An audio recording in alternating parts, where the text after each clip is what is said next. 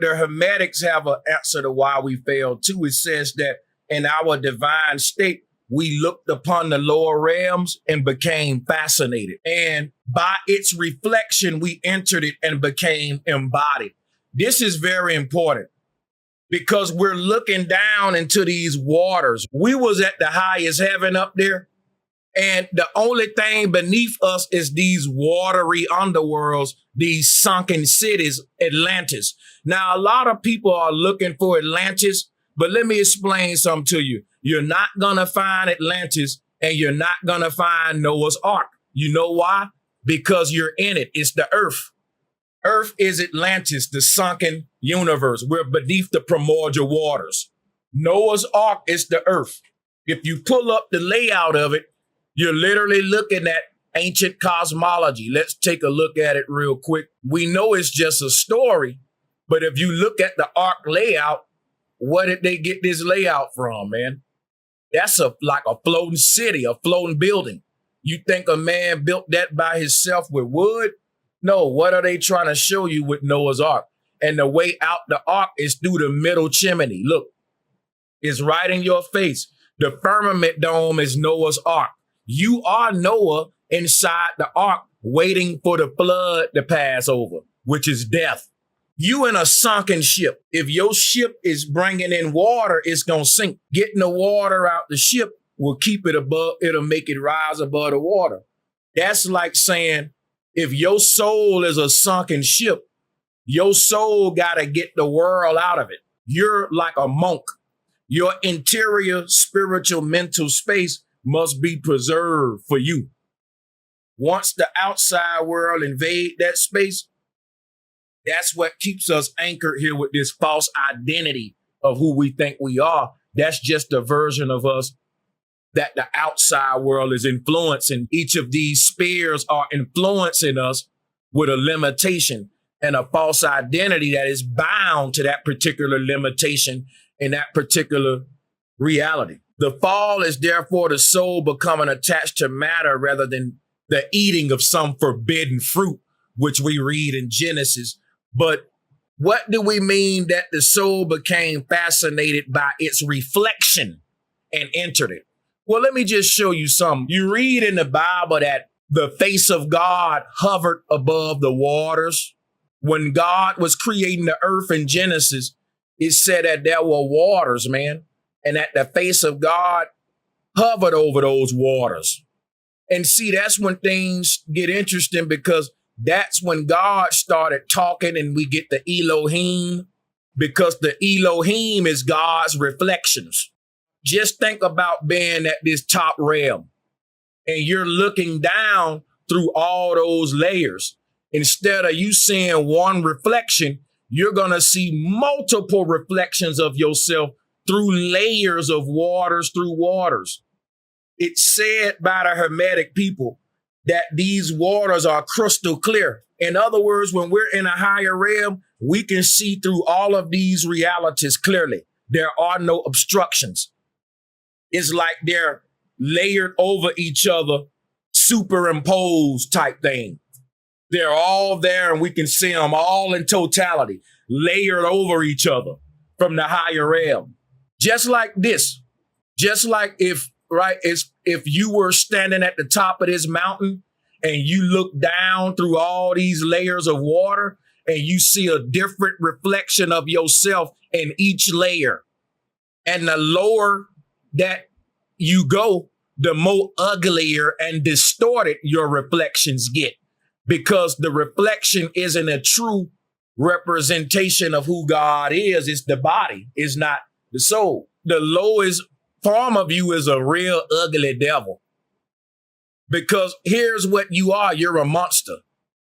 This is literally what your body is. It's a distorted image, and it ain't the true image of your soul. Basically, what the Hermetic people teach is that we was in a higher realm, and we looked down from the higher realm, and we saw our distorted reflections in all of these underworlds. And just like little kids playing in water, we got fascinated. We started laughing. Ha, ha, ha. Look at our ugly self. You saw your monster, your distorted reflection, And just like a kid playing in water, it fascinated you. The fascination is what created the attraction that made us merge with it. This is how energy works in an upper realm. And fascination is magnetism. You're magnetized to what you're fascinated with. If someone is fascinated with death, they always seeking out murder, right? It's that simple. Our very fascination with our reflection is why we entered it. It's like a kid picking up an ugly mask of itself and saying, Daddy, I want to put this on. Let me wear it. It's Halloween.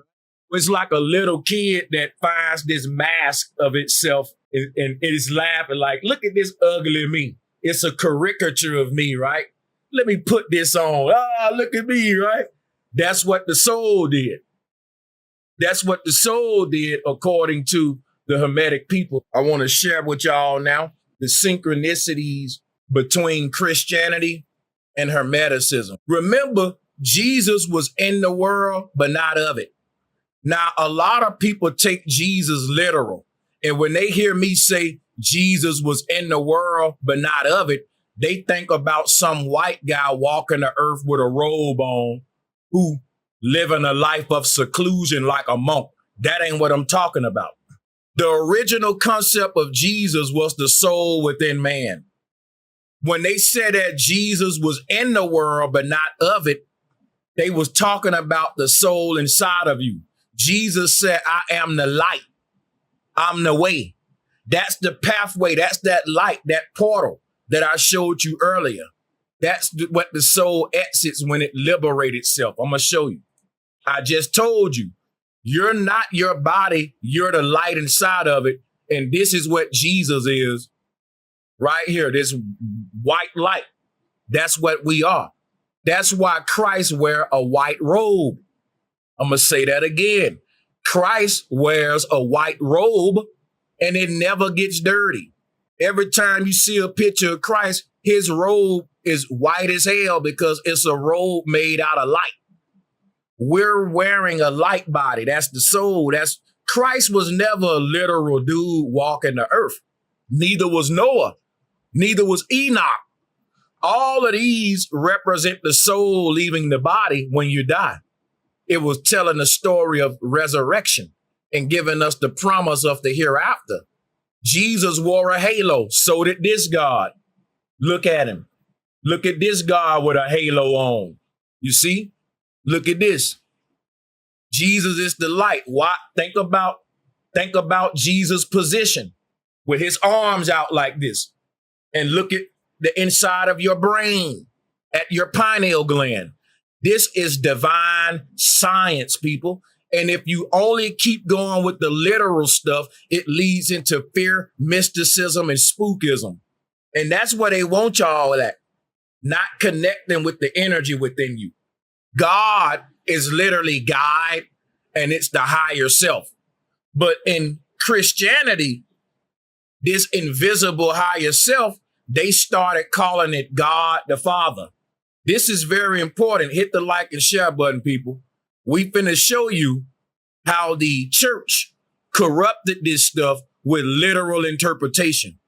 The word God was the word guide, and it was dealing with the invisible higher self, the part of us called the mind. It exists in the world, but it's not of the world. Show it to me. Can you put it in your hand? Our mind don't exist in the physical world. It's looking through a peephole. And this is the soul relation to the body. The soul is in the body, but the world that exists around your body, the soul ain't in that.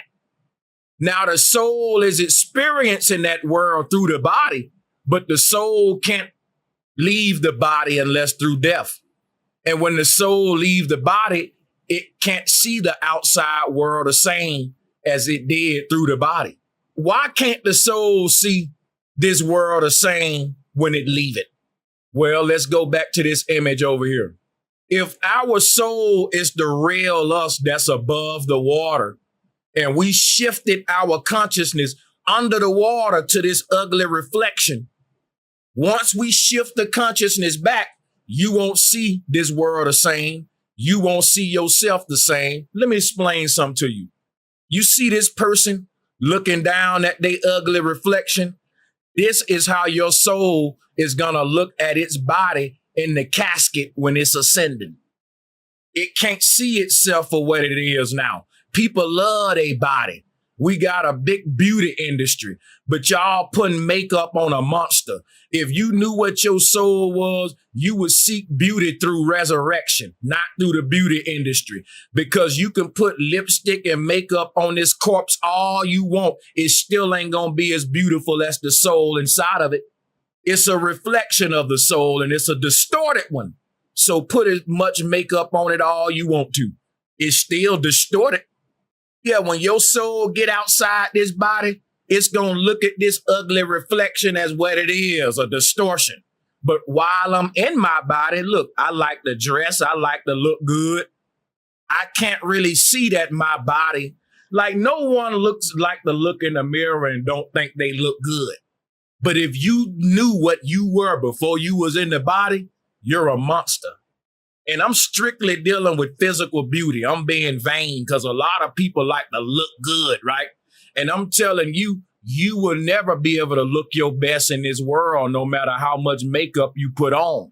It's like a caterpillar trying to dress up like the best butterfly. You look good, but you ain't a butterfly.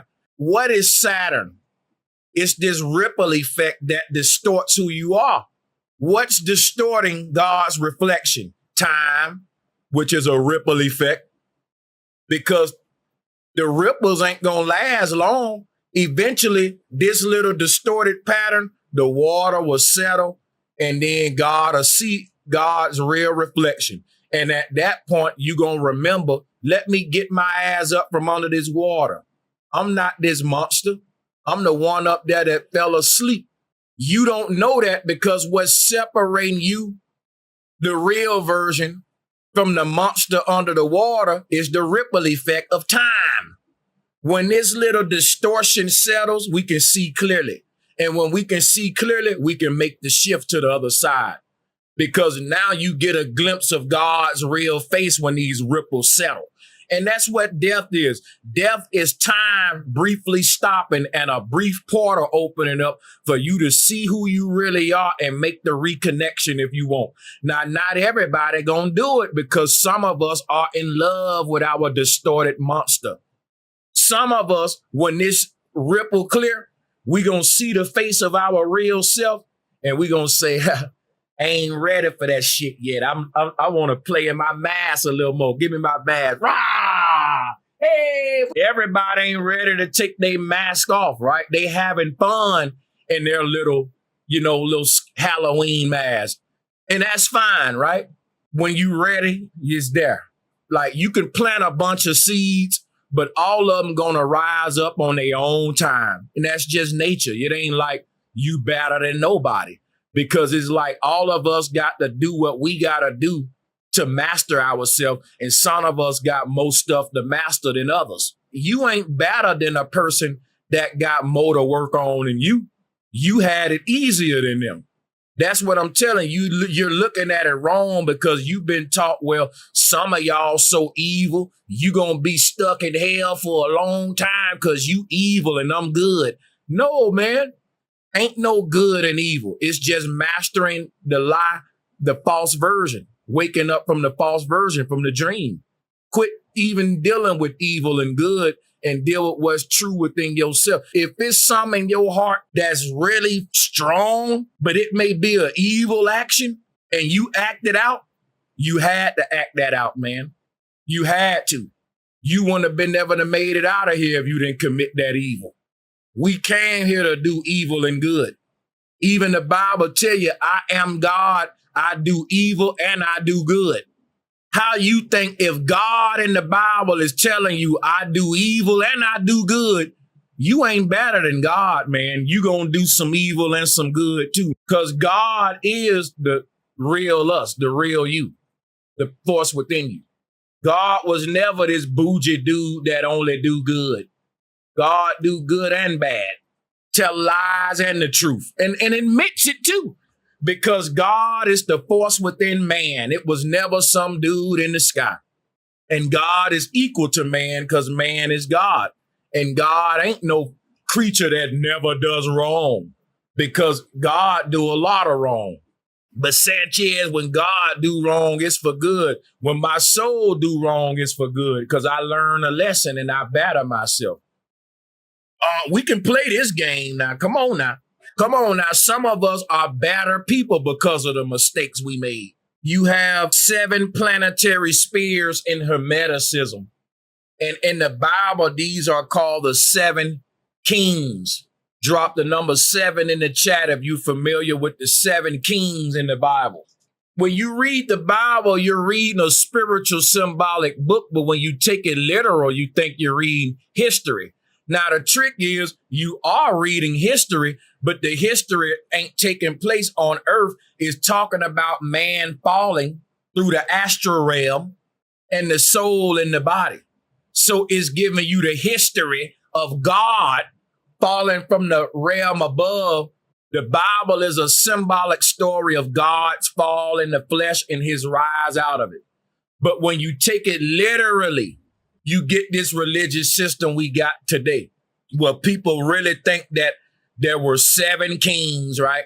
5 have fallen. All of this stuff about the 7 kings falling, it's just saying what the Hermetic people were saying. When we fell through 7 spheres. And it's 7 kings because each of these versions of you is a ruler of that world that it's in. And all of your different bodies that exist in each 7 realities, it's a little bit of ball of light in them. And that little ball of light is like a piece of your big light. It got broke up and they split it up and cut it up in 7 pieces and put a little piece of God's light into each of his bodies. Now, each of them holding a piece of the puzzle, but they don't got all the answers, Sway. So they all got to come together, which is chakra alignment with all of their pieces of the puzzle to activate the God body. And when all 7 of them chakras get aligned, that's when you see the Pharaoh with that big Jedi pillar. That symbolizes you now rising above the waters and you making it up out of here, which is baptism. If you take a seed and put it in water, you're helping it germinate and break its hard shell. The water around our torus field is softening us up through experiences that makes us humble. The goal ain't to stay no hermit. We want to get out of this shell, because if a hermit is in the same shell for all its life, guess what? It did not grow. If you a hermit crab and you in the same shell that you was in as a baby, your growth is stunted. A healthy hermit crab got to keep changing shells because it keep on growing. And that's what death is. It's you changing shells because you've grown. Imagine this right here like a seed casing. How do you help a seed break out of its casing? You drop it in water, germination.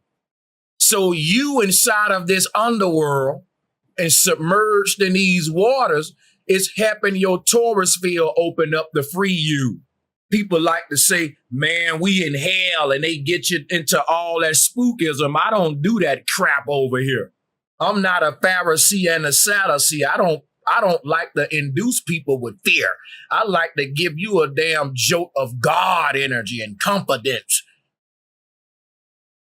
You got 7 kings in the Bible. These 7 kings are literally the 7 chakras and the 7 lower bodies that fell.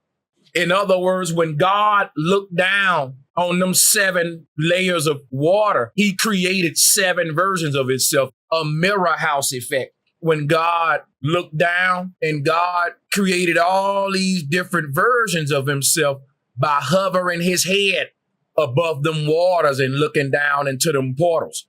That's why you fail. Curiosity killed the cat. But guess what the root word of curiosity is? Cure. What's a cure for a seed? Well, what's the seed diagnosed with? It's stuck in its shell casing. Well, let's cure it. How do we do that? Drop it in some water, germinate it. But notice each reflection is distorted in the mirror house. No reflection is a good representation of the gentleman's true identity. They're all skewed and distorted. And that's what your 7 lower bodies are. They are all distorted reflections occupying their own mirror. And the only way out this mirror is to break it. Now, when you hear the word break, you think of physical shattering a mirror. It's not that kind of mirror. It's water. Now, how do you get out of water? You break it. And when a person gives birth, the mama's water break. But these mirrors aren't physical mirrors, of course. They're ethereal oceans. And you got to break them in order to make it out. Your soul is stuck in a mirror. And in the South, they tell an old folklore. Most of y'all heard about it. Candyman, Bloody Mary. The concept of a soul being stuck in the mirror and you happen to smash the mirror to free the soul is an old concept they gave to a lot of old ancient folkloric creatures.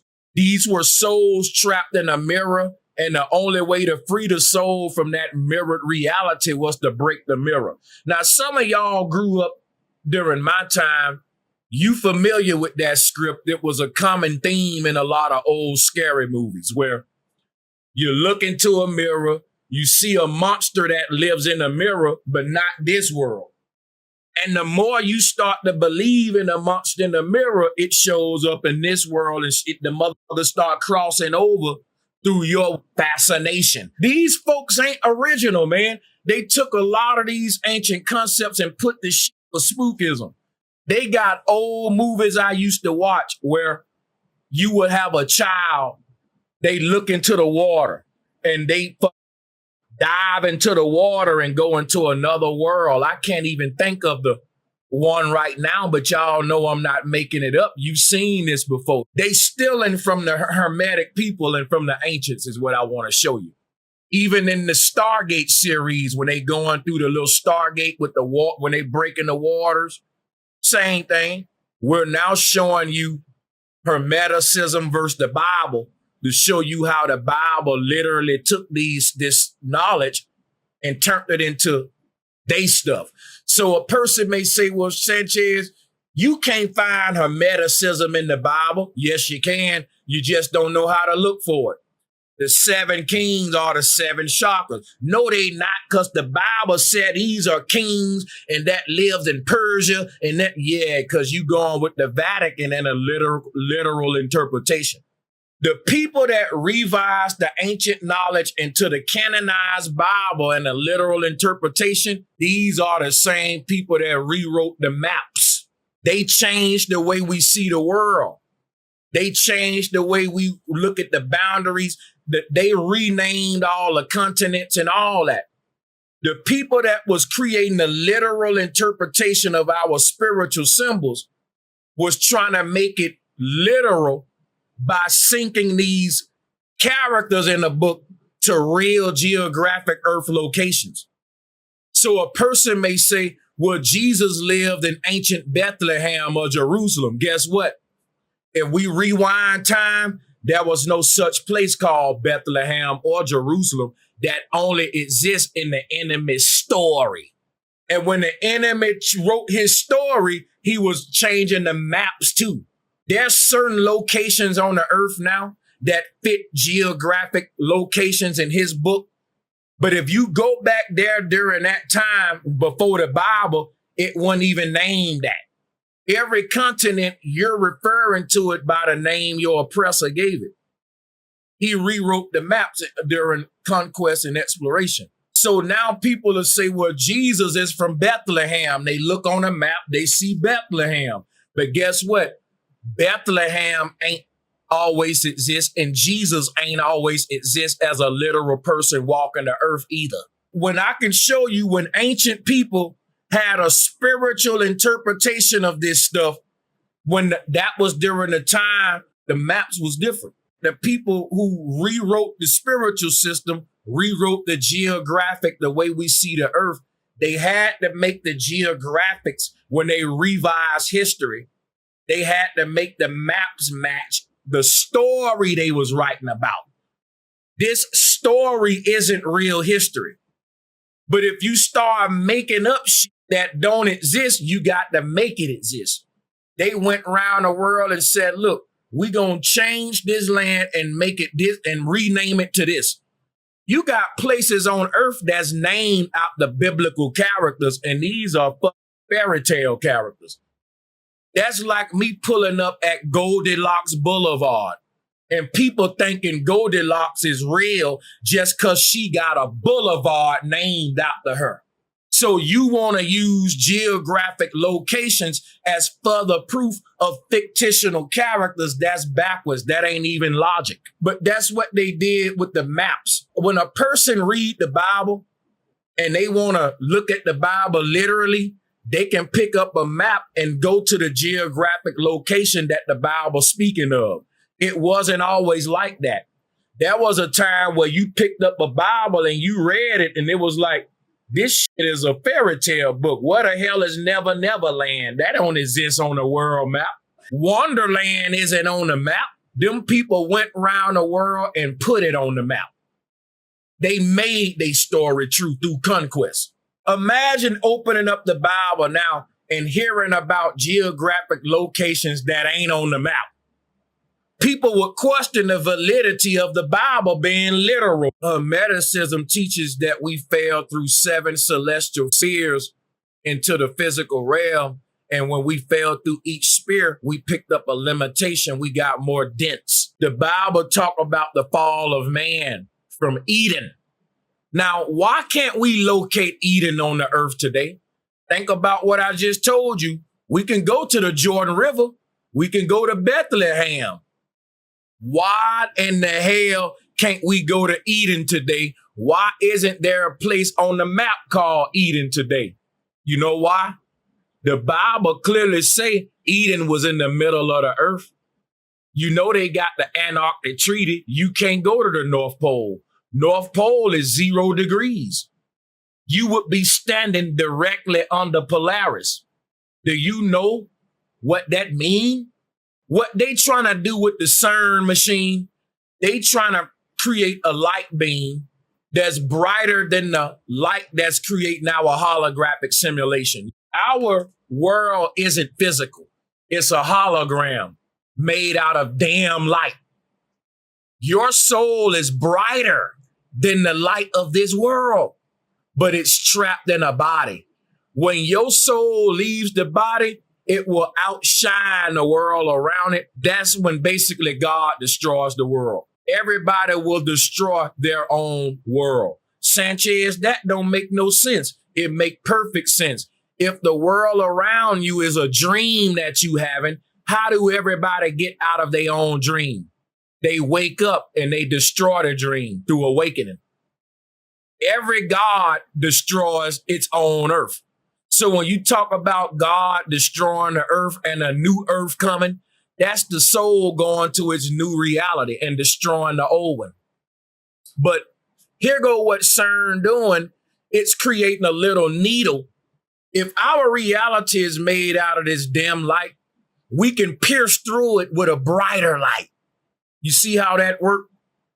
If the light right now in my room that's lighting up my room, if someone come in here with a light that's 10 times brighter, y'all won't be able to see me no more.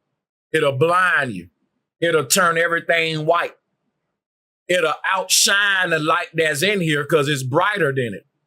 It'll be so bright that you won't see. It'll just be white everywhere. It'll pierce through this damn light. And that's what your soul is. When the soul leaves the body, it destroys the very fact that this bright light has exited the shell. It makes this illusion immediately disappear.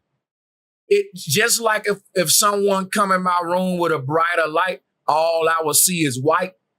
When people die, guess what they say? All I see is white all around me. Guess what you're seeing? You're seeing your own light out the, you know how long it's been since you seen your own light? We fell into this body a while back. I can't even tell you how long you've been in the simulation. But imagine opening your real eyes for the first time. is blinding, and it takes time to settle out and to readjust to see heaven. But the first thing we see is just white light because you open your eyes for the first time. You got to adjust. What's happening at the North Pole, here go the circle of the earth. In the middle of this is a pyramid called Mount Meru. Yes, this looked like a witch hat. This is alchemy, symbolism. You're in your witch hat. You're a magician. You're a god playing a trick on yourself, stirring the brew pot, which is the ether, 6-9. That's happening right here. There's a vortex happening around this mountain. This vortex is like a hurricane, keeping the ocean open up, keeping a break in the water. That's your way out. The white light that they call the pineal gland in the middle of our head, it's literally an open vortex created from the root chakra. This is our root chakra, beaming a bright light to a higher reality. Up here is a whole nother reality with people walking around doing their thing up there, a higher realm. But you're in this realm. Let's put some people, right? Now, you're in a body, but your body got a central nervous system, which is a miniature version of this, what's in the middle of the earth. I asked a question, why can't we go to Eden? The only way you can go to the North Pole is within you and through meditation. For example, if you got on a boat or a plane and tried to fly into the North Pole, you just gonna die. It's a point of no return. It's basically you rushing your death, because that's what this is death. All roads lead to the reaper, and the reaper is the ripper, the one that's ripping through the firmament dome up here. This is the opening in the firmament dome. What's keeping that open is a spirit, a spiral. The spirit is the spiral. The spirit is the kundalini within man right here, the serpent on the tree. But it is a vortex. It's like a hurricane. It's keeping the waters open. It's keeping a break in the water. I can show you what I'm talking about. Here it is right here. This is what the spirit is. It's a whirlwind of energy that's able to pierce through the waters, the veil. And this is why your crown chakra right here, there's a swirl because your crown chakra is up here spinning around and your body is matching the energy around you. It's a vortex. You're in an energy field and it's spinning and it puts this pattern on your head. It looks like this. When your soul get out the body, it gets in this little tube and walk up this thing like a spiral staircase. It's the stairway to heaven. This is a spiral staircase that's leading us from the underworld. This staircase is, this spiral is the spirit. What's creating this vortex is a release of energy. What is death? A release of energy. What is a hurricane? A release of energy. How will our energy interact with the waters we're submerged in when it's released? Like this. This is science, folks. I'm just giving it to you in the spiritual realm because they want to take science away from the spiritual realm. But everything about the spiritual realm is scientific and be proven. It ain't no spookism or belief involved.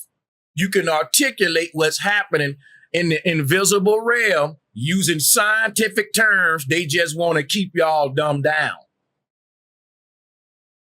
Here's what the serpent staff is. You see Mercury holding this thing because it's the way out the earth through vortex energy, piercing through the veil. That's what it is. And people want to know why Christ got his arms like this. Christ representing the vortex energy, the spirit man. Look at this. The brother just sent the donation in. He was talking about the capital T. Go look it up. T means Toph. The symbol T for Ma'at, balance in the scales. You can't say truth without T.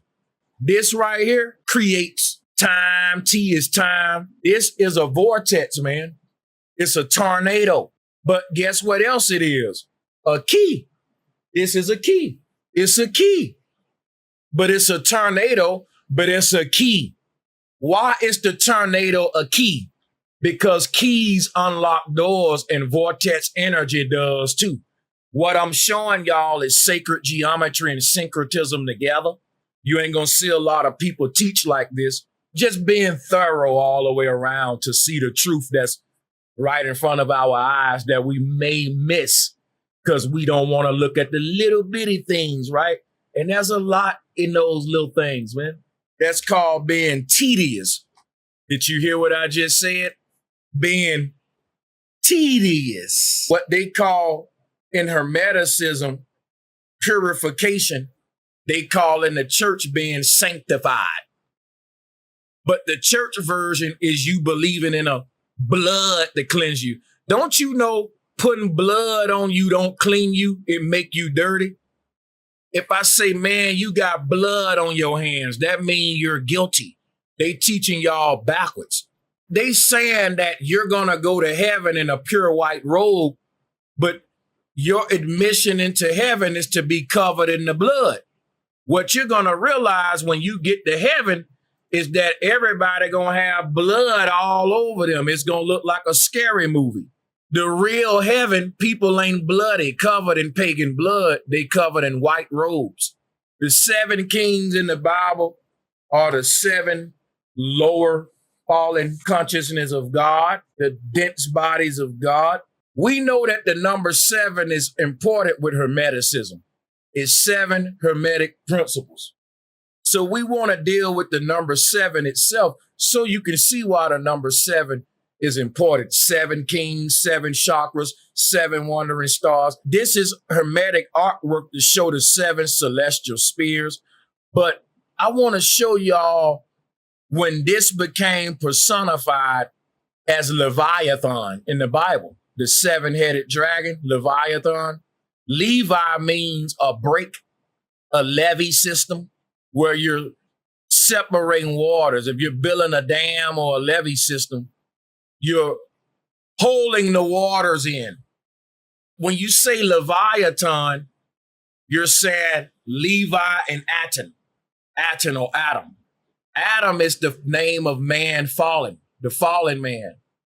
And Levi is just a word to mean that man is levied or split up and levied in a damming system. We've been damned or condemned, but there is a way out. Adam is a dam, but the dams are, it's like, think about this water that's being held back. But the water is so strong, you need 7 dams to hold it because it's going to break through the first one. And you need another one to catch it after that. That's what this system is, y'all. The earth rail, this is like a damming system. Each of these barriers is a dam that's there to hold something back. And it's you that is there to hold back. And the reason it's there to hold you back is because you got to learn to break through this dam.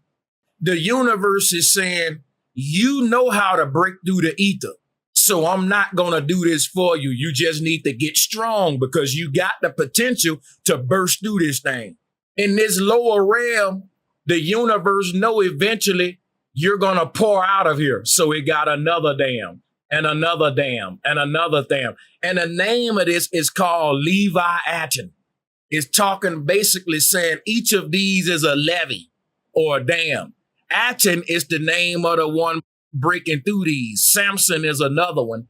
The word Samson is the word mason. The word mason is dealing with the name of the soul in the body. What I wanted to point out is the word Leviathan and how this can be a 7-headed dragon too, with this middle one being the true head of the dragon and all of these being the false 7 heads. And notice every time one of the heads of the dragon die, the middle one gets stronger because the energy has been stolen from Eden in the middle right here.